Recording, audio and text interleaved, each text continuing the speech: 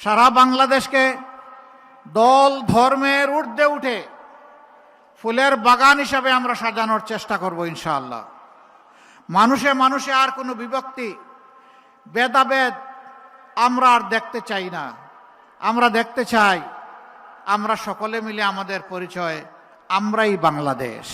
যারাই রাজা হয়েছেন আমাদের মতো ছোট ছোট মানুষগুলার ধন চুরি করে তারা ফুলে পেঁপে দৈর্ঘ্যে প্রস্থে সমান হয়ে গেছে। বিগত একটি সরকার বলেছিল আমরা বাংলাদেশকে উন্নয়নের মহাসড়কে উঠায় ফেলেছি। তারা বলেছিল বাংলাদেশ এখন উন্নয়নের রোল মডেল। তারা বলেছিল আমাদের দেশ হবে সিঙ্গাপুর এবং কানাডা। এগুলা তারা বলে নাই? না, ঠিকই তারা উন্নয়নের রোল মডেল করেছিলেন বিশ্বের কনসেপ্ট ধারণাকে পাল্টে দিয়ে।